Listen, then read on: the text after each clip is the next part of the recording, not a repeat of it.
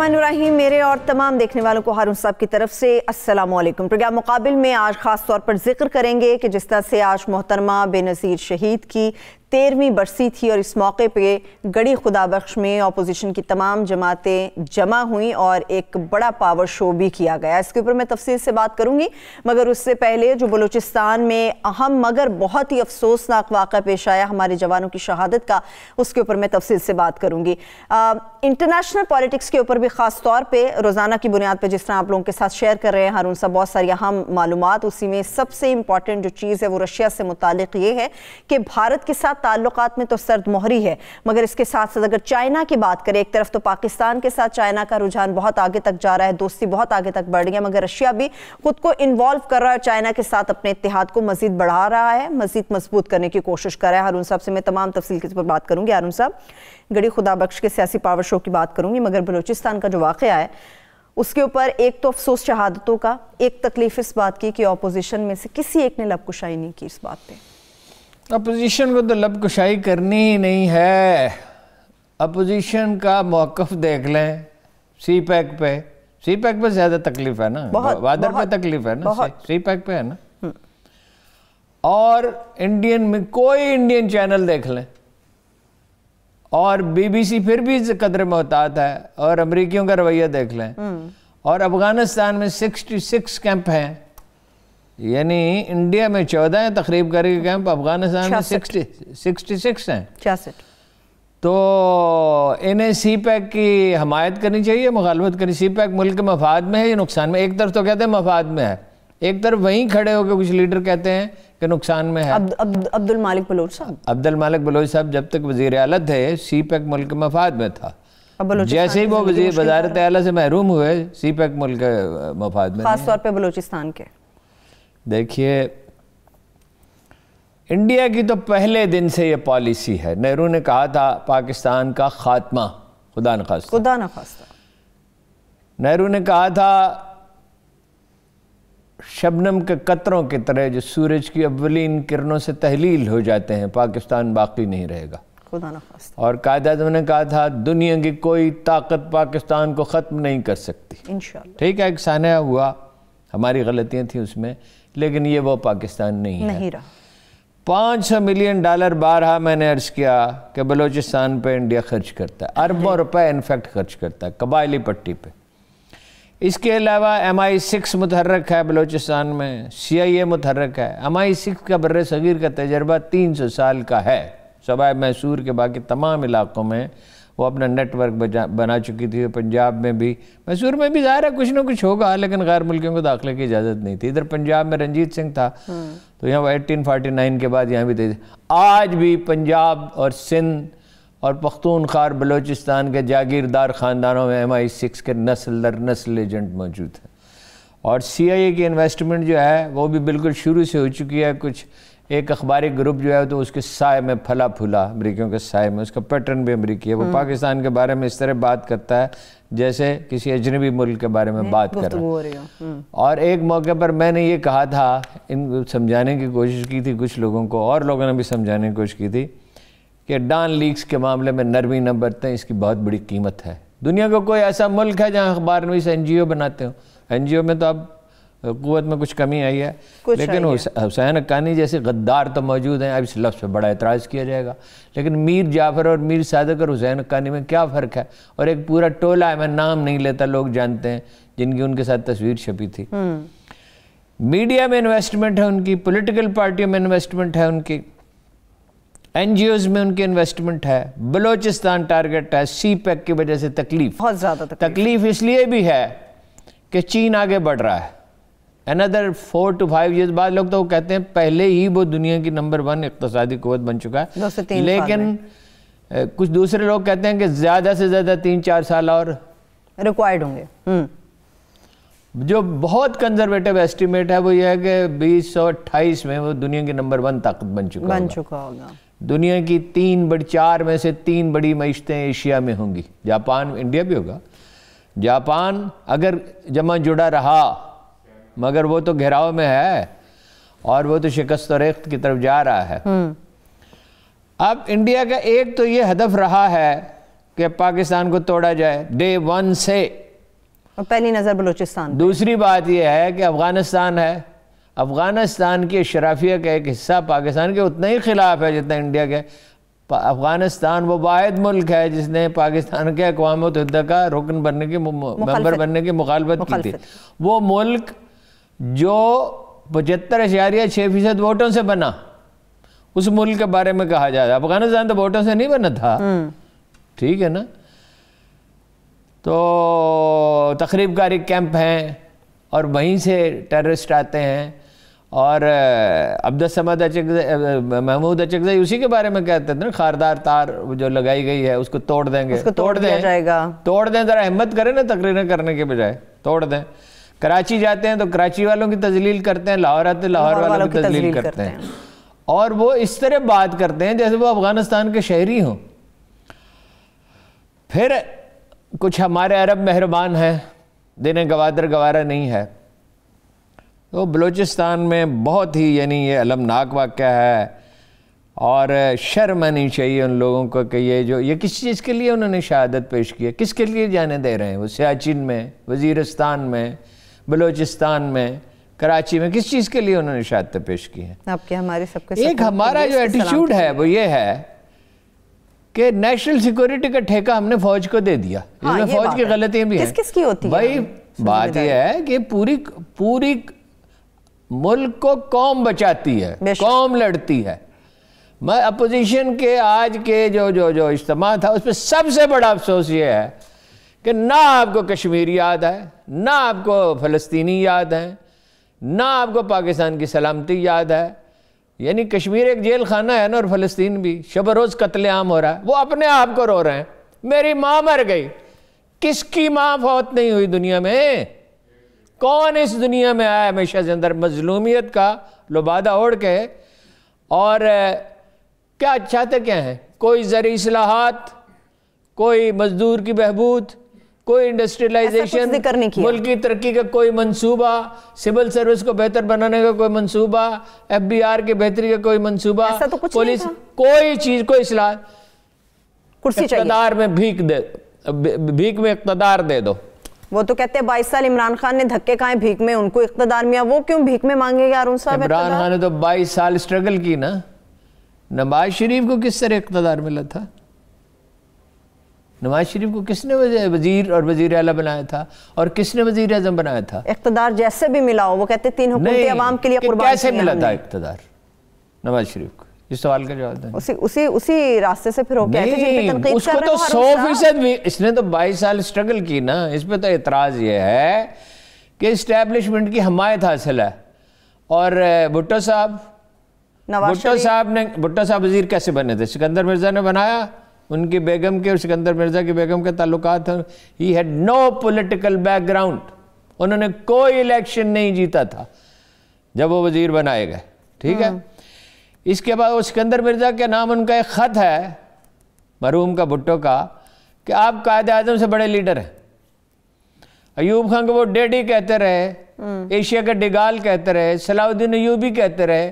انہیں تجویز پیش کی کہ 1 پارٹی رول ہونا چاہیے, ڈیپٹی کمشنر اس کا صدر ہو ضلع میں, اور ایس پی جو ہے, ایس ایس پی نہیں ہوتا تھا اس ضلع میں, ایس پی ہوتا تھا, وہ سیکٹری ہو. اور ملک کی جو صنعت تھی اس کو قوم آ کر برباد کر دیا, تباہ کر دیا. وہ ایک برٹش ڈپلومیٹ تھا, اس نے لکھا ہے, اگر آپ کہیں تو میں وقفے کے بعد پڑھ کے سنا دوں گا, میرے موبائل میں ہے. اس نے ارلی 60s میں یہ لکھا کہ اس میں وہ تمام خوبیاں ہیں بھٹو میں جو اقتدار کے لیے ضروری ہیں. اچھا, ذہانت ہے, پڑھا لکھا ہے, متحرک ہے, پاور کے مکینکس کو سمجھتا ہے, but he is born to be hanged.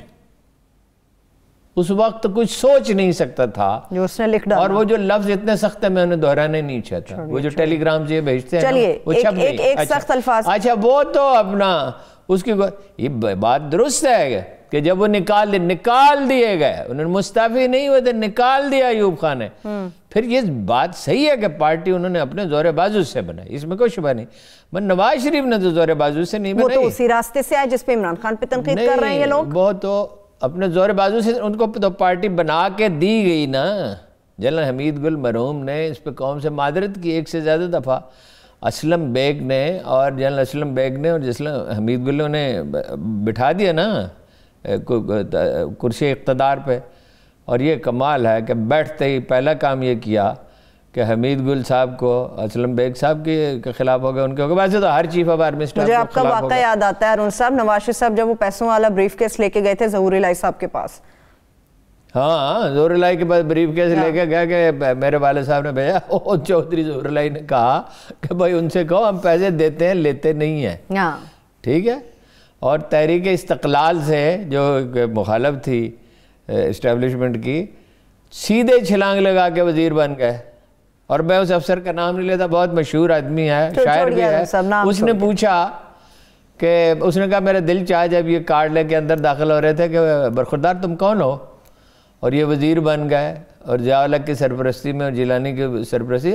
یا تو آپ کہیں اور سے آئے ہوں. یہ ٹھیک ہے کہ اسٹیبلشمنٹ کی حمایت حاصل تھی عمران خان کو, اس میں کوئی شبہ نہیں, لیکن آپ نے تو سارے الیکشن دھاندلی سے جیتے, پٹواریوں کے ذریعے, تحصیلداروں کے ذریعے, اسکول ٹیچروں کے ذریعے برائب کر کے. آپ نے میڈیا کو برباد کر دیا برائب کر کے. یہ لفافہ جرنلزم کی اصطلاح کہاں سے آئی ہے؟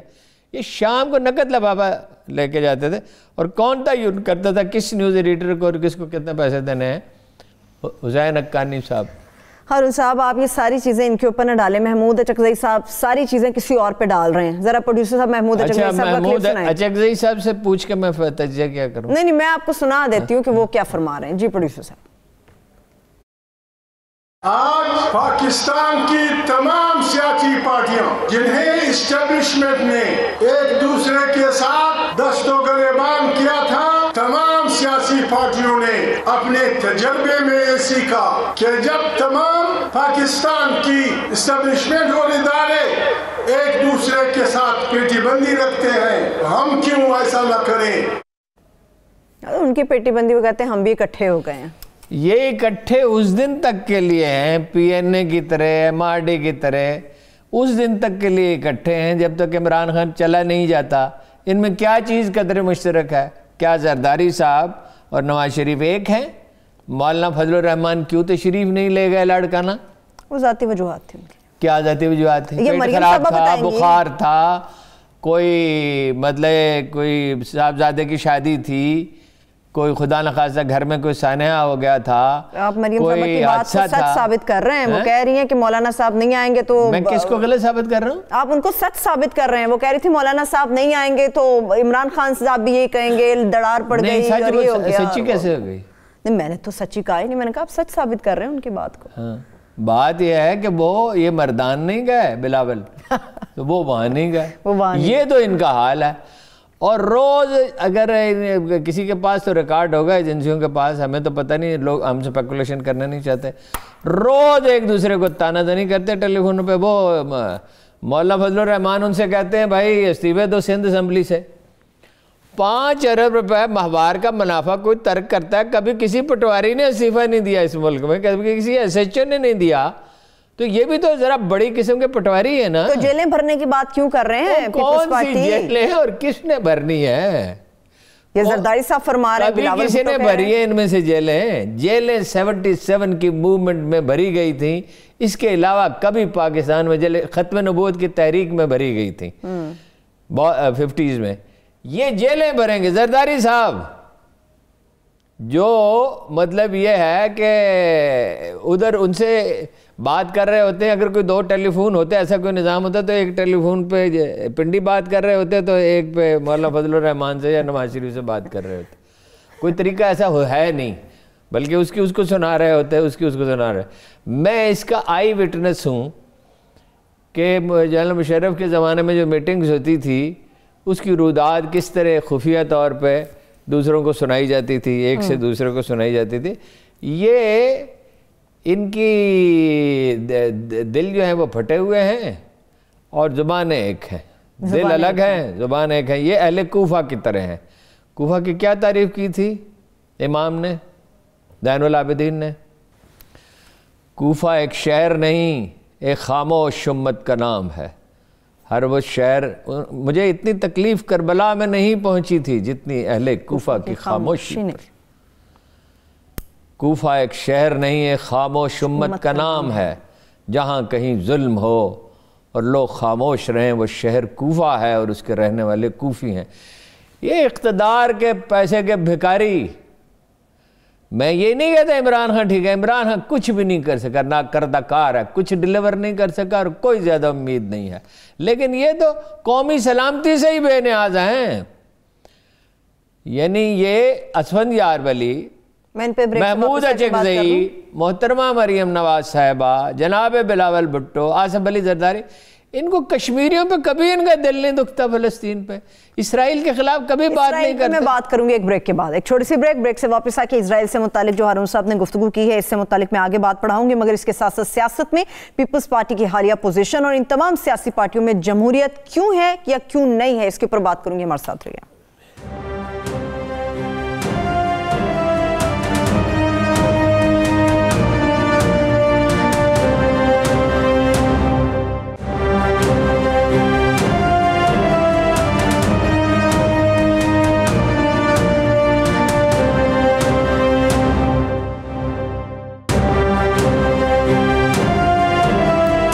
Welcome back. جس طرح سے گفتگو ہوئی پیپلز پارٹی سے متعلق، پیپلز پارٹی کا بڑا ہم سوال یہ بھی میں پوچھوں گی ہارون صاحب سے کہ ان کی جو پوزیشن ہمیں نظر آئی، ویسا لگتا ہے اسٹیئرنگ پوزیشن میں اس وقت پیپلز پارٹی موجود ہے، وہ میں کس وجہ سے اور کس بنیاد پر کہہ رہی ہوں، اس کے لیے آپ یہ کلپ دیکھیں، واپس آ کے ہارون صاحب سے بات کرتے ہیں۔ آج بھی میری کوشش ہے کہ پورے پاکستان کی سیاسی پارٹیاں ایک پیج پہ ہو جائیں، مگر ایک دوسرے کو ہم مت بتائیں کہ ہم نے کیا کرنا ہے، کچھ ہم سے بھی سیکھ لو۔ ہو سکتا ہے میں نے یہ کام پہلے کیے ہوں، نیازی کو ہم نکال سکتے ہیں مگر ہمیں سوچ بدلنی ہوگی، ہم نے اپنا طریقہ بدلنا ہوگا، ہم نے جیلیں بھرنی ہوگی اور جیلیں بھرنے کے لیے ہم تیار ہیں۔ سوچ بدلنا ہوگی، طریقہ بدلنا ہوگا ہارون صاحب، کچھ ان سے سیکھ لیں۔ سب سے اہم فکرہ یہ ہے کہ کچھ ہم سے بھی سیکھ لو۔ یہ استاد الاساتذہ ہیں، ان پہ کی شخصیت پہ کیا تبصرہ کیا جائے، اور جیلیں نہیں بھر سکتے، جیلیں میں نہیں، وہ ویسے تو نواب بہاولپور نہایت ہی اعلیٰ آدمی تھے، مگر مخالفین تو لطیفے گھڑتے ہیں، تو ان کا ایک لطیفہ سناتے تھے کہ وائسرائے انہوں نے فون کیا کہ پنجاب سے بہت بھرتی ہو گئی ہے تو ریاست سے بھرتی نہیں ہوئی، تو کچھ 2 یونٹیں بناتے ہیں یہاں پہ، 2 ریجمنٹس ڈیولپ کی، تو وہ جیسے یہ ہمارے بھائی اب تو بہت آ گئے پنجاب میں، اس جنوبی پنجاب سے، یہ اپنے علاقے سے باہر نہیں نکلتے تھے، تو وہ جیسے ہی وہ ٹرین روانہ ہوئی اور پنجاب کی حدود سے باہر نکلی تو درختوں سے گلے مل کے رونے لگے، جو جنگ عظیم لڑنے کے لیے جا رہے تھے، گلے مل کے رونے لگے۔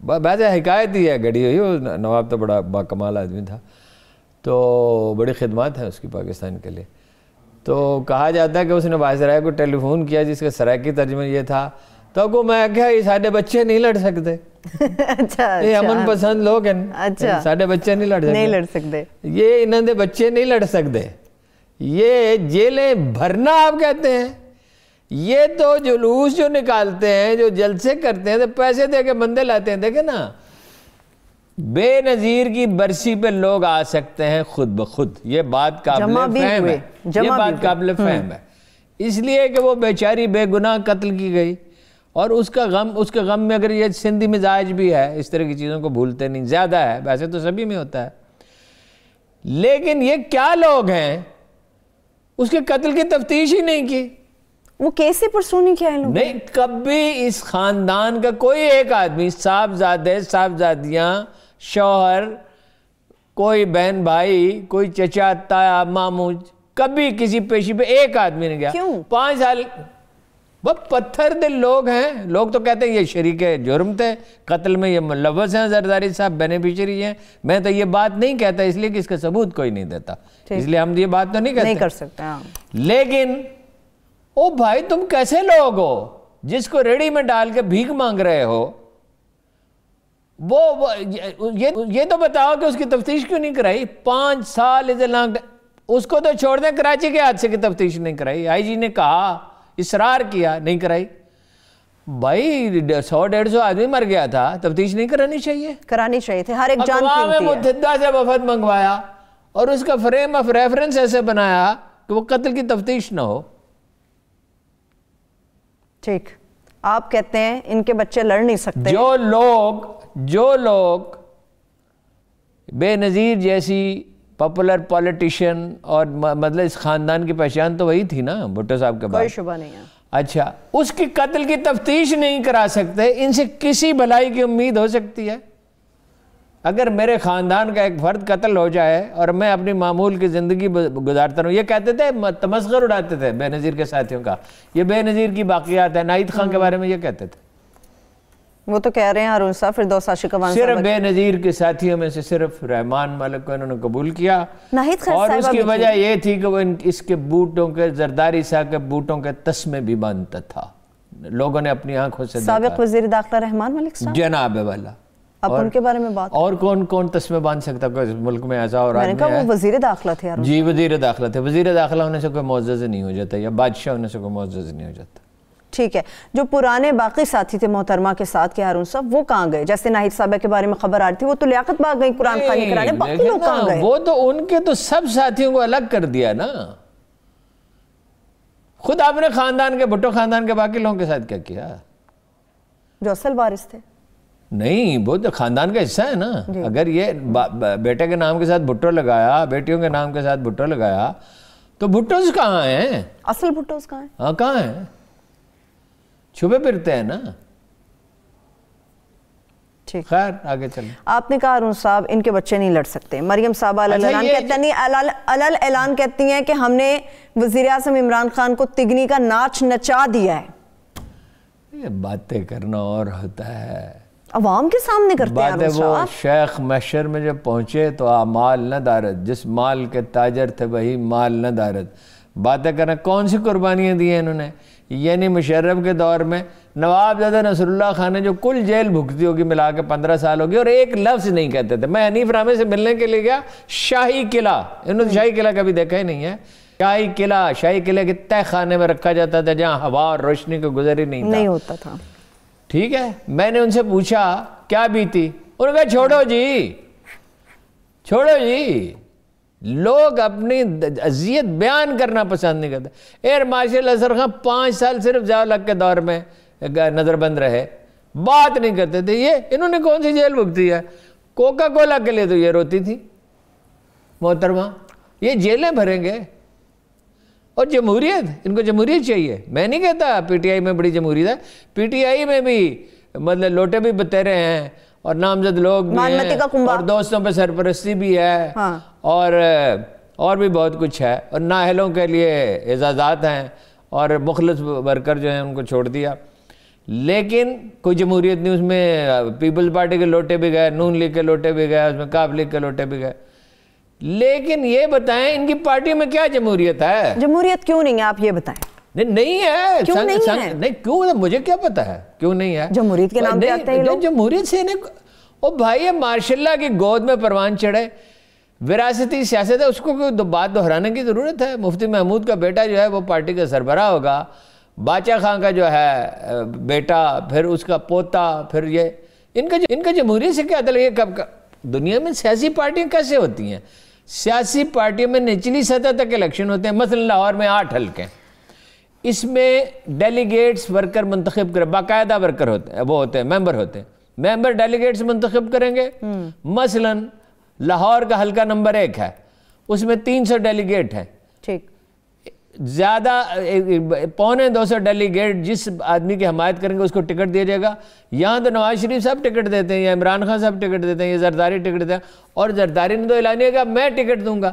جس آدمی نے میجر نادر نے، جو پاکستان کی تاریخ کے بہادر ترین سپاہیوں میں سے ایک ہے، 2 دفعہ ستارہ جوڑے جسے ملا ہے، اس نے 8 میں سے 6 سیٹیں جیت کے دی 2002 میں. 8 میں سے 6 جب یہ ٹوٹ چکی تھی پارٹی. اور 2008 میں خود اسی کو ٹکٹ نہیں دیا. نواز شریف صاحب نے کہا میری مجبوری ہے. مجبوری کیا تھی؟ کیا مجبوری یہ تھی کہ انہوں نے اپنے خاندانی تقریب میں، شادی بیٹے کی تھی، صاحبزادی کی تھی، یہ مجھے یاد نہیں، گھر کا ایک تقریب تھی ان کی، دعوت نامے مختلف لوگوں کو بھیجے تو مشرف ان کا بیچمنٹ تھا تو اس کو بھی بھیج دیا. وہ آیا، اس نے کھانا کھایا، چلا گیا. رہے تو وہ نون لیگ کے ساتھ ڈٹ کے، یعنی کسی کی وفاداری میں شک ہو سکتا ہے، میجر نادر کی وفاداری میں شک نہیں کیا جا سکتا. تو اس کو نہیں دیا، ٹکٹ نہیں دیا. اس بات پہ کہ پرویز مشرف شادی کی بھائی ان کا بھائی وزیر اعلیٰ، وہ وزیر اعظم، ٹھیک ہے. حمزہ ورچولی ڈپٹی چیف منسٹر تھا، پولیس افسروں کی تقرری کرتا تھا. یہ کس منہ سے جمہوریت کی بات کرتے ہیں؟ ویسے المیہ ہے یا یہ دلچسپ ہے بات کوئی اس ملک موروثیت پہ میں ہوتی ہے. کسی شخص کا جمہوریت پہ یقین نہیں تھا قائد اعظم کے بعد، پورا یقین. جمہوریت کے کوئی تقاضے ہیں، پارٹی کی آرگنائزیشن ہے، اس میں الیکٹڈ عہدیدار ہونے چاہیے. یہ سارے عہدیدار ہر پارٹی میں، ہاں ایک پارٹی الیکشن کرتے ہیں، جماعت اسلامی کرتے ہیں، ٹھیک ہے، اے این پی میں بھی ہوتے ہیں، لیکن یہ کہ شاہی خاندان اپنی جگہ رہے گا تو باقی الیکشن ہو سکتا ہے. ارون صاحب موسم بڑا سرد ہوا ہے، ٹھنڈا ہو گیا، آپ کو ان لوگوں کے لہجوں میں بھی کچھ ٹھنڈک، کچھ نرمی، کچھ نہیں، بہتری مختلف ہیں، لہجے محسوس ہو مختلف ہیں. مولانا عبدالغفور حیدری کل تو بڑے چمکے تھے، آج نہیں چمکے. بلاول کے لہجے میں اتنا سخت نہیں تھا، ریٹارک ہے، سنا دوں؟ لفظ ہی ہے. اور البتہ یہ ہے کہ سب سے سخت لہجہ مریم کا تھا، اور ہمیشہ ہی بہت سخت ہوتا ہے. اپنے خاتون ہونے کا وہ فائدہ اٹھاتی ہیں. اتنی بٹرنس کیوں ہے؟ بٹرنس شروع سے ہے ان کی شخصیت میں، ہمیشہ سے بٹرنس ہے. کبھی کسی بات پہ، میں اب زیادہ تفصیل میں نہیں جاؤں گا، آداب کے خلاف ہے، کبھی کسی چیز میں نہ دادا کی کوئی بات مانی نہ باپ کی مانی. اب تو مجبوری ہے نا، بیٹے تو کاروبار کر رہے ہیں اور آ ہی نہیں سکتے. دیکھیے صاحبزادے کو بھیجا تھا، ایک صاحب ہیں رانا نذیر، حسین کو بھیجا تھا اس کے پاس تربیت کے لیے کہ اس کی تربیت کر دیں کہ یہ سیاست میں آ جائے. اس نے 15 دن کے بعد ہاتھ جوڑ دیا، یہ کچھ نہیں سیکھ سکتا. مطلب مزاج نہیں، یہ نہیں میں کہتا کہ وہ کوئی مزاج اپنا اپنا مزاج نہیں، ہر آدمی سیاسی تو نہیں ہوتا نا، ہر آدمی کرپٹ بھی تو نہیں ہوتا. حسن شروع سے کرپٹ تو یہ سارے کے سارے ہیں. عمران خان بھی کرپٹ ہیں، یہ کہتے ہیں عمران خان بھی کرپٹ ہے. ایک کا نام بتائیں شریف خاندان میں سے اور زرداری خاندان میں سے ایک کا نام بتائیں جو کرپٹ نہیں، نام بتائیں. مجھے تو اتنا پتا ہے ارون صاحب، جو انہوں نے باتیں کی جھوٹے ثابت ہوئے، جو باتیں کی جو دعوے کیے جھوٹے ثابت ہوئے. میں تو خان صاحب کی بات، خان صاحب خود کرپٹ نہیں ہیں تو ان کے ارد گرد کرپٹ کیا کام ہے؟ تو یہ انہیں کیوں کہتے کہ خان صاحب کرپٹ ہیں؟ بھائی اس کے لیے پنجابی کا محاورہ ہے، چور بھی کہندے چورو چور. ارون صاحب بلاول پرسنلی کرپٹ نہیں، ٹھیک ہے پرسنلی کرپٹ نہیں ہے، لیکن آس پاس کے لوگوں کے بارے میں کچھ کہا نہیں. اس کا وزیر صحت نے کیا کیا؟ خسرو بختیار کا نام لے لے کے ہم تھک گئے ہیں. عمران خان صاحب یہی کہتے ہیں خسرو بختیار کلین ہے، نیب کہتے ہیں خسرو بختیار کلین ہے. زرداری صاحب کہتے ہیں میں نے تو پہلے دن کہا تھا نیب چلاؤ یا ملک چلاؤ. نیب بھی چلنی چاہیے، ملک بھی چلنا چاہیے احتساب کے بغیر. وہ کر لو، یہ قرآن مجید میں لکھا ہوا ہے، نیب احتساب کر جناب قرآن مجید میں یہ لکھا ہے وَلَكُمْ فِي الْقِصَاصِ حَيَاتٌ يَا أُولِي الْأَلْبَابِ. زندگی قصاص میں ہے، یعنی قصاص کیا ہوتا ہے؟ سزا ہر مجرم کو. قصاص کا مفہوم بڑا وسیع ہے، جتنا جرم اتنی سزا. نظام عدل پہ تو ملک چلتا ہے. ان کو مطالبہ یہ کرنا چاہیے کہ نیب صرف ہمارا احتساب نہ کرے، یہ پی ٹی آئی کے جو ہیں مجرم جو ہیں قصوروار ہیں ان کا بھی احتساب کرے. آخری 3 منٹ ہے بریک میں، ایک اور مطالبہ میں نے آپ کے سامنے رکھنا ہے. بلاول کہتے ہیں ہمارا مطالبہ ہے ہمیں سی پیک آصف زرداری والا چاہیے، نواز شریف والا چاہیے، عوامی سی پیک چاہیے. اب عوامی سی پیک کہاں سے لے کے آئے ارون صاحب؟ کون سا سی پیک ہے؟ یہ آپ نے کہا کہ مجھ سے مطالبہ، نہیں ان کا مطالبہ ہے، میں تو آپ کے سامنے رکھ رہی ہوں. دیکھیے زرداری صاحب کا کوئی سی پیک نہیں. the idea was floated in Musharraf era. ٹھیک ہے، کام شروع نہیں ہو سکا اس لیے کہ کام شروع کرنے کے لیے تو پلان اتنا بڑا منصوبہ، اس کے لیے کئی سال چاہیے. زرداری کے دور میں وہ شروع کرنے کے لیے تیار ہی نہیں تھے. وہ زرداری کو خوب جانتے تھے کہ 40% الگ کر لیا جاتا ہے. ٹھیک ہے. نواز شریف کے دور میں وہ شروع کرنے کے لیے تیار تھے کہ کھائے گا تو صحیح، وہ کچھ لگائے گا بھی. وہ اس کے دور میں شروع ہو گیا. اور وہ انہوں نے پاکستان آرمی سے گارنٹی مانگی. آپ گارنٹی دیتے ہیں تو شروع کریں گے، پاکستان آرمی اس کی گارنٹر ہے جس پر شب و روز. اچھا آپ یہ کہتے ہیں کہ جی ہمیں زرداری کے دور میں شروع ہوئے تھے، یہ سفید جھوٹ ہے. زرداری اپنا بلاول اور جناب زرداری اور محترمہ میں بڑے رنج کے ساتھ کہتا ہوں، اتنے رسان سے جھوٹ بولتے ہیں کہ کوئی مطلب حد ہی نہیں ہے. اکثر سیاستدان بولتے ہیں، لیکن یہ تو اتنی روانی سے اور اتنی خوش اسلوبی سے جھوٹ بولتے ہیں آدمی دنگ ہی رہ جاتا ہے. اچھا عوامی سی پیک کیا ہے اس کی تشریح کریں. سی پیک اعتراض ہو سکتا ہے، ٹھیک ہے، کوئی ضروری تو نہیں ہے. اور سی پیک کے معاملے میں عمران خان صاحب قصوروار ہیں، انہوں نے اس کی سپیڈ سلو کی. اب تو ML1 جو ہے اس میں مسئلہ اور ہے، سودے بازی ہو رہی ہے نرخوں پہ. چینی جو ہیں سودے بازی میں بڑے سخت ہیں.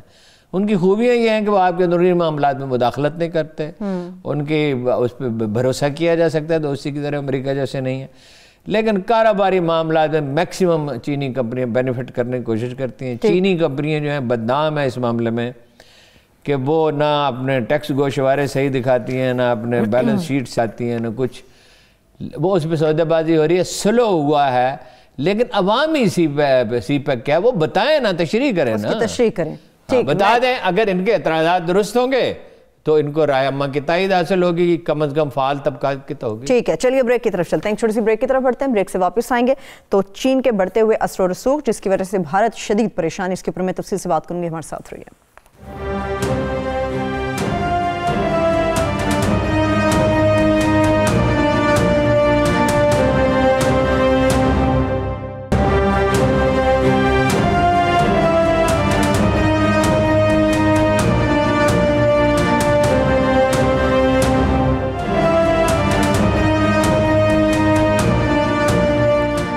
Welcome back. عالمی سیاست پہ ہارون صاحب بات کروں گی، مگر اس سے پہلے دو مختصر سوال مجھے لازمی پوچھنے ہیں آپ سے.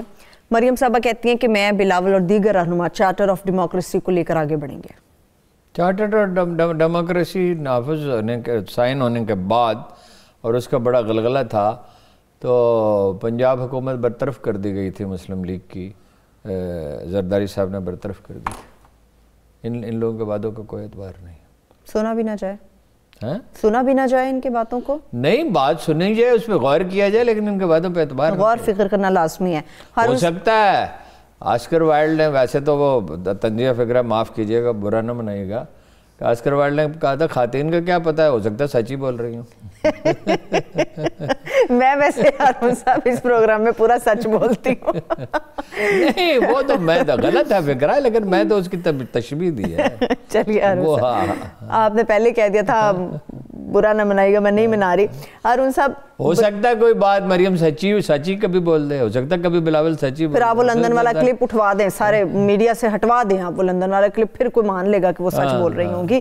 بلوچستان مسئلے کا حل نہیں آپ نے بتایا. تو کیا پاکستان میں بھی کوئی جائیداد نہیں. پاکستان کی ہر دیوار پہ لکھ کے لگا دینا چاہیے، ساتھ اس کی بڑی اچھی تصویر بھی لگا دینی چاہیے. تصویریں ماشاءاللہ بہت اچھی آتی ہیں، اچھی فوٹوجینک فیس ہے. بلوچستان مسئلے کا حل کیا ہے ہارون صاحب؟ بلوچستان کا سب سے بڑا مسئلہ دیکھیے نا، ایک تو ہے قوموں کی تشکیل میں وقت لگتا ہے. میں نے بارہا آپ کو یہ مثال دی کہ 1000 برس تک لگ بھگ برطانیہ غلام رہا ہے، وائکنگ کا، رومنز کا، نارمنز کا، مگر پھر وہ ایک بڑی قوم بن کے ابھری. انڈیا غلام رہا ہے، وہ بھی تقریباً اس کا بھی 1000 برس کا، اس پہ بھی کس نے حکومت نہیں کی.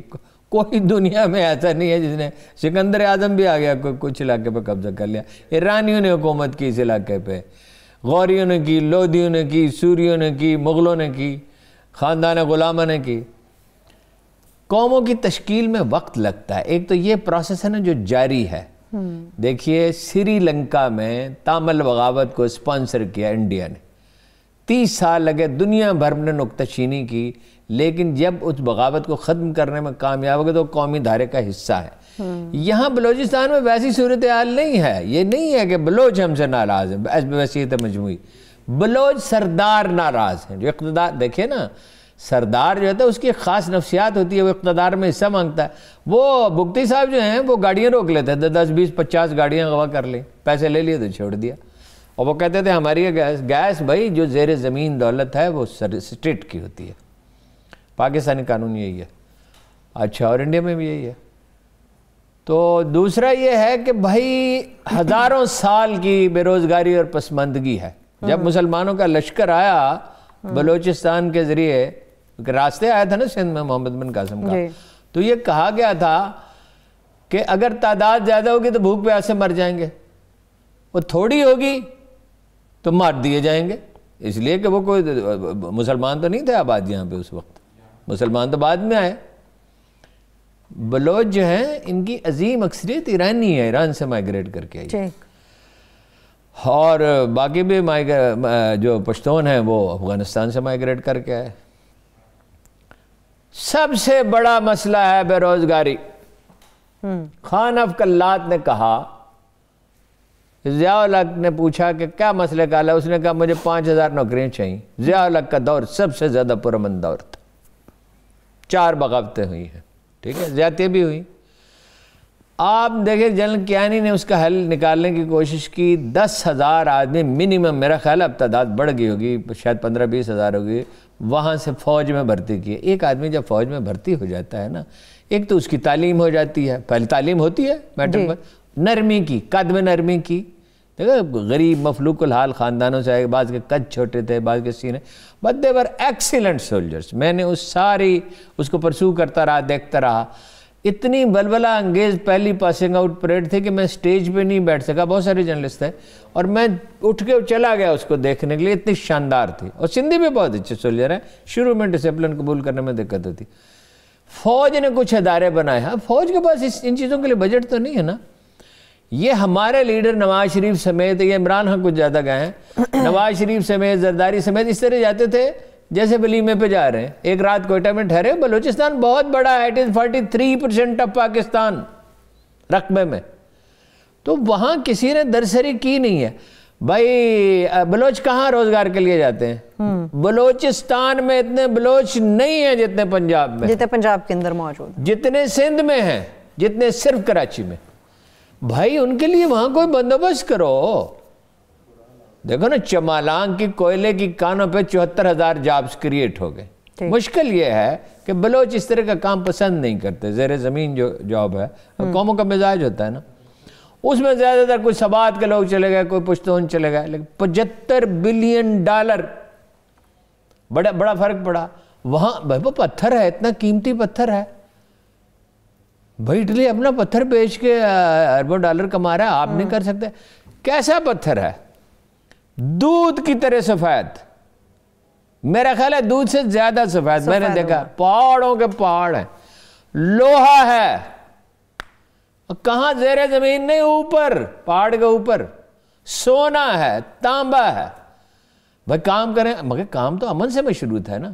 $500 ملین میں رکڑ کے بیچ دیے تھے ذخائر زرداری صاحب نے. وہ تو چیف منسٹر اسلم رئیسانی ڈٹ گیا. اس وقت اس کا تعصب جو تھا اپنی قوم کے لیے, جو برحق تھا کہ بھئی بلوچستان کا مال ہے, اب وہ پاکستان اب اس کے مقدمے بھگت رہا ہے. جابز کریٹ کریں, ایسے پروجیکٹ بنائیں چمالانگ کی طرح کہ جابز کریٹ ہو, تو اس سے مسئلہ حل ہوگا. اور وہ بے روزگار نوجوان جو ہوں گے تو ان کے تو خطرہ ہے نا کہ کوئی بھی انہیں بہلا پھسلا سکنے کی کوشش کرے گا, کوشش تو کرے گا, اور کچھ نہ کچھ بہل ہو جائیں گے. لیکن ریلیٹیولی سچویشن بہت بہتر ہے. ایک تو سچویشن وہ تھی کہ ڈیرہ بگٹی سمیت کئی اضلاع میں بھتہ وصول کیا جاتا تھا, اور ایک صورتحال یہ ہے کہ فراری جو ہیں وہ محنت سماجت کر رہے ہیں مین سٹریم میں واپس آنے کے لیے. ٹھیک ہے, چلیے ہارون صاحب, یہ تو دیکھتے ہیں وقت کے ساتھ چیزیں کس طرح سے اچھی امید کے ساتھ بدلیں گی. ہارون صاحب, عالمی سیاست کی طرف بڑھتے ہیں. عالمی سیاست پہ بڑھنے سے پہلے میں آپ کو بتا دوں, آپ نے بھی دیکھا ہوگا مولانا اجمل قادری صاحب نے کچھ ایسی نادر نایاب تصویریں شیئر کی ہیں کہ جس ڈیلیگیشن کے ساتھ وہ اسرائیل گئے تھے, فلسطین و اسرائیل کے دورے پہ. اب نون لیگ اس کی تردید کیسے کرے گی؟ دیکھیے نا, اس پہ تو چونکہ آپ نے مجھے آخری وقت میں بتایا, میں نے کوئی تیاری نہیں, اس میں کوئی شبہ نہیں ہے. موجودہ حکومت اور اسٹیبلشمنٹ میں بھی ایسے لوگ ہیں جو سافٹ کارنر رکھتے ہیں, یعنی یہ کہتے ہیں کہ اسرائیل کو تسلیم کرنے میں فائدے زیادہ ہیں. فائدہ نقصان نہیں دیکھا جاتا, اور بھی بہت سی چیز, صرف فائدہ اور نقصان, فائدہ نقصان دیکھا جاتا ہے, اور بھی بہت سی چیزیں دیکھنے کی ہوتی ہیں. یہ قوم اس کو کبھی قبول نہیں کرے. نواز شریف کے بھی رابطے تھے, بے نظیر کے بھی رابطے تھے, ہر حکومت کے رابطے رہے ہیں. یعنی آپ یہ کہہ سکتے ہیں کہ ایوب خان کے دور کے بعد ہمیشہ رابطے رہے. ایک آدمی ان کا, اس زمانے میں بھی تھوڑا بہت رابطہ ہوگا, ایک آدمی ان کا ہمیشہ اسرائیل کا امریکن ایمبیسی میں ہوتا ہے. اس پہ, اور نواز شریف صاحب تو کوئی بھی بے اصولی کی حرکت کر سکتے ہیں. انڈیا کے ساتھ اگر وہ حریت کے لیڈروں کے ساتھ ملنے سے انکار کر سکتے ہیں, اور انڈین لیڈروں کے ساتھ اتنے تعلقات بڑھا سکتے ہیں کہ کابل تک ریلوے لائن بچھائی جائے تاکہ انڈیا کوئلہ اور لوہا پہنچ سکے, بنا بتائے گھر تک آ جائیں وہ شادی اٹینڈ, اور اجیت دیول صاحب جو ہیں ان کے گھر جائیں, یعنی پاکستان کے کسی اپوزیشن لیڈر کو وہ شادی پہ نہیں بلا سکتے جو ان کی اپوزیشن تھی. لیکن اجیت دوول اور وہ بغیر ویزا کے یہاں آ سکتے ہیں, اور کتنے چہک رہے تھے وہ مودی صاحب اس کے بعد. جی اس پہ تو پھر کبھی بات کریں. دیکھیے جو ڈیولپمنٹ ہو رہی ہے نا, ایک تو دیکھیے سب سے بڑی ڈیولپمنٹ یہ ہے کہ انڈیا گر گیا ہے پچھلے چند مہینوں کے اندر. 5 اگست کا جو واقعہ ہے پچھلے برس کا, اس نے تبدیلی پیدا کی. دوسری یہ ہے کہ چین کو جو دبانے کی کوشش, امریکہ اب واحد سپر پاور تو رہا نہیں, لیکن گھمنڈ اتنا ہی ہے, باقی غلبے کی خواہش اتنی ہے. ادھر جنوبی سمندروں میں تنگ کر رہے ہیں چین کو, ادھر بالٹک سی میں روس کے اوپر صرف امریکہ کے نہیں, نیٹو کے طیارے بھی پرواز کر رہے ہیں, یوکرین میں داخل ہو گئے ہیں. جرمنی کی تاریخی طور پر ان سے دشمنی ہے, یورپ خوفزدہ رہا ہے ہمیشہ روس سے. ٹیکنالوجی میں وہ سب سے آگے ہیں, اسلحہ سازی میں روس امریکہ کا ہم پلہ ہے, یعنی معیشت میں تو وہ اس کا شاید 10واں حصہ بھی نہ ہو, 10ویں سے بھی کم ہوگا, لیکن اسلحہ سازی میں اس کا ہم پلہ ہے. اب انہوں نے تو اپنا 4 ملکوں کا اتحاد بنا لیا, امریکہ, جاپان, آسٹریلیا, بھارت. ان کا خیال یہ تھا کہ چین کو گھیر لیں گے. دنیا میں کون اپنے آپ کو مرنے کے لیے پیش کرتا ہے؟ کبھی بھی کوئی. چینیوں نے اتنی زبردست پیش قدمی کی کہ انہوں نے 2 لاکھ تو آرمی یہاں ڈپلائی کر دی. ایران کے ساتھ انہوں نے اس تیزی کے ساتھ اور اتنے بولڈ فیصلے کیے کہ ایران اب ان کے لیے بالکل اس طرح ہے جسے امریکہ کے لیے اسرائیل ہے. $400 بلین, اگر اس کو ٹھیک استعمال کریں تو وہ دنیا کی امیر ترین قوموں میں شامل ہو سکتے ہیں, خوشحال ترین قوموں میں. روسی جو ہیں وہ سب سے قریبی دوست تھے انڈیا کے, سب سے زیادہ اسلحہ وہاں سے خریدتے تھے, بہترین وہ طیارے بناتے ہیں, دوسری میزائل شکن نظام بناتے ہیں. دنیا کا سب سے میزائل شکن بہتر نظام میرا خیال ہے روسی ہے. چینی جو ہیں وہ روس سے اسلحہ خریدتے ہیں, معیشت چین کی بڑی ہے, بہت بڑی ہے روس سے, لیکن اسلحہ اس سے خریدتے ہیں. اب روس جو ہے اس کے اور انڈیا کے تعلقات کی نوعیت بدل رہی ہے, چونکہ وہ امریکہ کی گود میں جا کے بیٹھ گیا اور وہ چین کے قریب جا رہے ہیں. اب اس لیے کہ انسان جو سروائیول کے انسٹنکٹ ہے, زندہ رہنے کی خواہش بڑی شدید ہے, تو روس اور چین قریب آتے چلے جائیں گے اور اس کے اثرات پاکستانی سیاست پر بھی ہوں گے.